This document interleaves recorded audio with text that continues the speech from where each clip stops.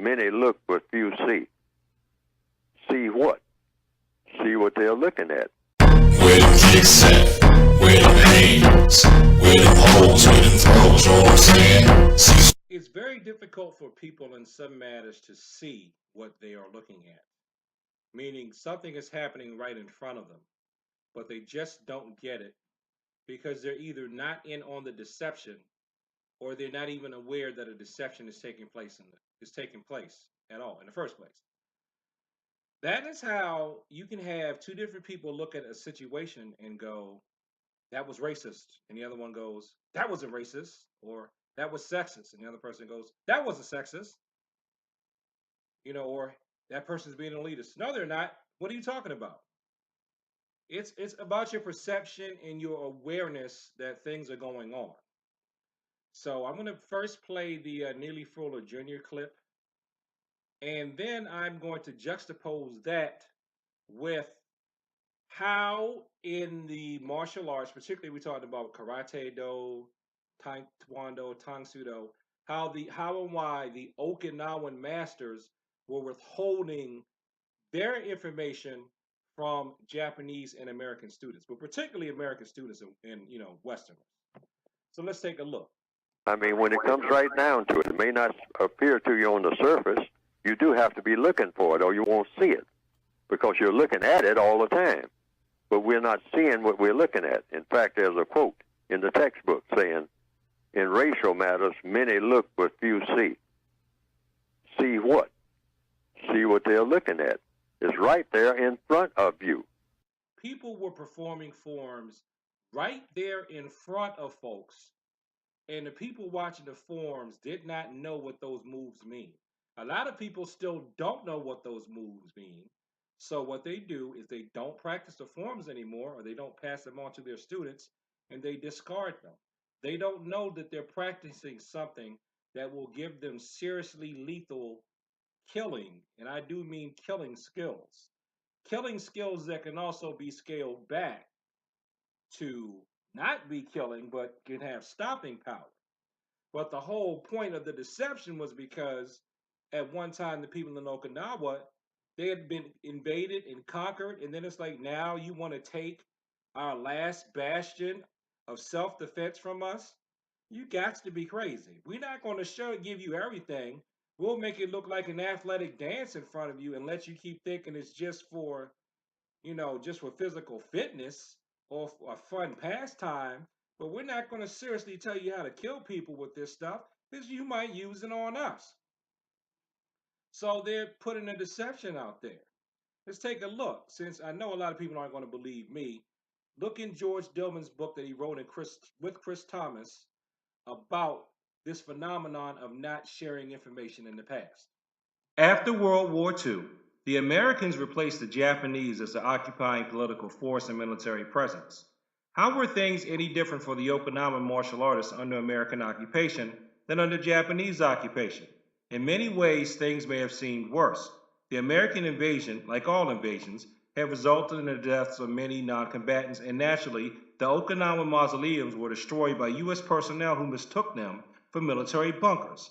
Think of how such desecration of tombs would be understood by people who practice veneration of their ancestors.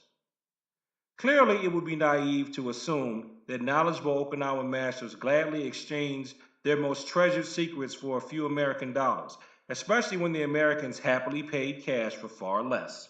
Because of the nature of kata, it was a simple matter to teach the outward form of karate, and so appeared to be sharing a great national treasure with American students while withholding the hidden but essential meaning. This is from Advanced Pressure Point Fighting of Ryukyu Kempo by George Dillman with Chris Thomas on page 28. Now, do you think it's possible that people could do the same type of thing when it comes to racism? That means that one person is doing something to someone else. They're really doing it because of the color of their skin, but they're hiding behind what appears to be a reasonable reason. And the other people around them, it sounds okay. It sounds like, well, he's being fired because he did come in under 48% or something like that. not knowing that there are plenty of other people around there who came in with far less scores who should be fired but aren't. I'm just pulling this example out of thin air. But let me give an example that someone told me, and I will not reveal the name. I'll just call this person a source. This source told me that the source had grown up in a very racist family. Only the source did not know that the source's family was racist until the source brought home a mate that was not of the color that the family appreciated.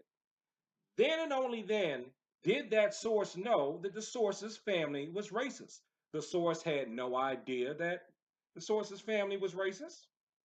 The source had known nothing but love and had seen nothing but love towards how the family had treated the people who were not of the right color for that family. The source thought that, the source had even seen the family be really nice towards the person that the source ended up picking up as a mate. But the source, apparently, because the source was not plugged in with the same wavelength as everybody in the family, didn't know that everything's hunky dory until you start talking about saying I do. So that's how it can happen. The source was totally blind until it happened to the source. Now, with me in terms of martial arts, I had always sensed that there was more there, and there was something I was always looking for, and I just didn't know quite what it was. But I knew it was something more, and I knew there was something there that I wasn't being told. And I tell people, it literally was not until I got knocked upside the head, knocked out with the move from a form by Grandmaster George Dillman in public that I say, oh, okay. And I had seen people do some of those knockouts and stuff, and I still didn't get it. I couldn't see it. I couldn't see what? I could not see what I was looking at. I could not see what I was looking at. And the knockout from Dillman came, I think, within a week of when I first heard that Nearly Fuller Jr. quote. And I said, that's what's been happening to me. So, and I think that's how con artists get over on their marks because the mark just is not in on the con. So, is it possible that when we have people complaining about racism and other people is like, there's no racism around here, and the other person says, yes, there is? It's because they're not part of the race. They're not the racist con artist who's deceiving everybody. Just like I was in a situation a long time ago because I was in the majority. I didn't know that people who weren't at that other people in the HBCU who were a minority at that HBCU were having some problems fitting in and not getting along until they pointed it out to me. I was like, wow. Because because I assumed what it is I assumed because I wasn't mistreating people that there couldn't have been other people who were. So that's how this type of stuff goes on. Just like I know there are martial artists who don't think that there are hidden moves and things like that in their style because they're not hiding moves. They're just passing on what they know. Their teacher's just passing on what they know. But what they don't know is that they didn't get the full truth in the first place. So that's how it can be difficult for people to see. To see what? To see what they are looking at, especially in the terms of the martial art. If I do this, do you know what this is if I'm just doing this on air? If you have no context for this move, and this, will you believe that this move can have many different interpretations, all depending on how you do it? Or you're going to think it's just pretty and it looks nice because, it looks good in the form. It's just for coordination. And the thing is, it does just work for coordination.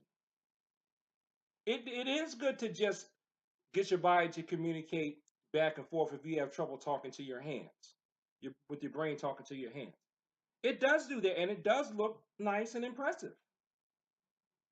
But what are you looking at?